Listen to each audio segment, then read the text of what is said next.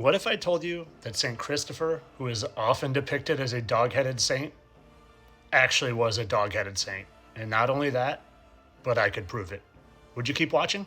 You see, not only have these dog-headed creatures been talked about throughout history, but I actually found one. A petrified one.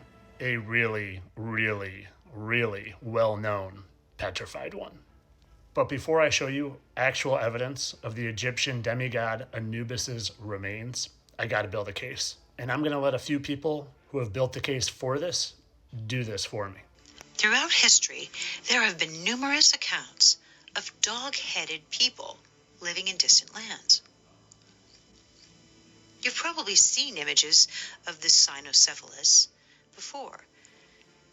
Cyno means dog, and cephalus means of the head.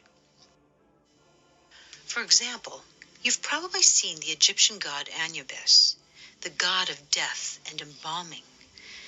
Anubis has been found in Egyptian tombs, and he has the body of a man and the head of a jackal.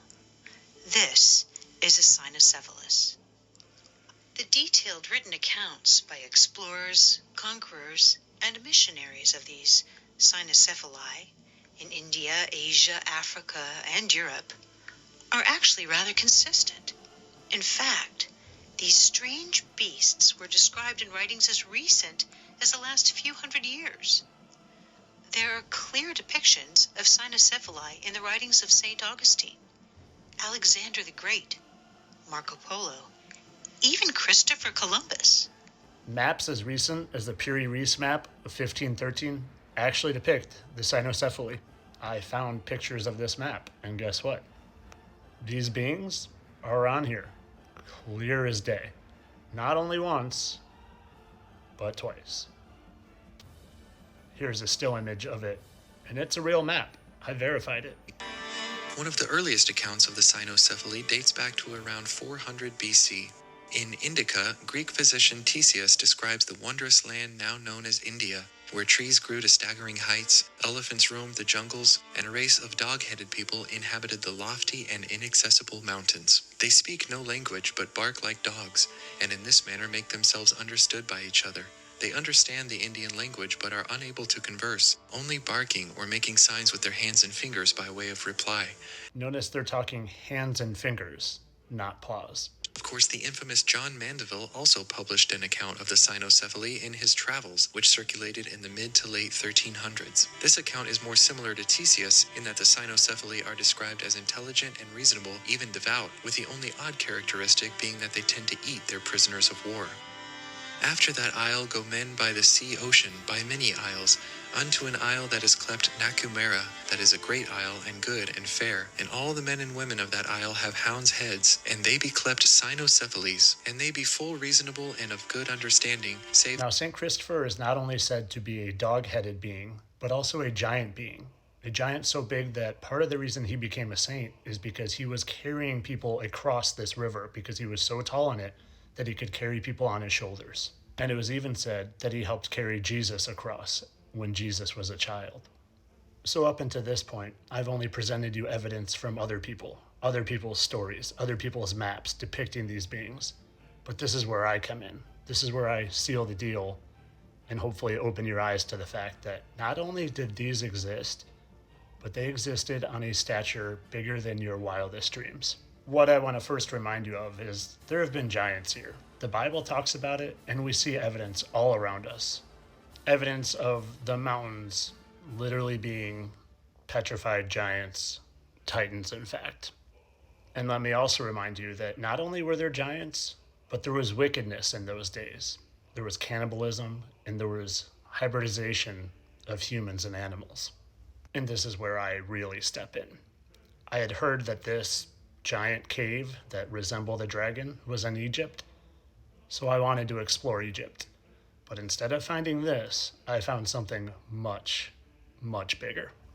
I found the literal corpse of petrified Anubis right in the middle of Egypt, shown here with his head even down to mouth and nose. Now you might not see it at first, but let me just make it a little more clear.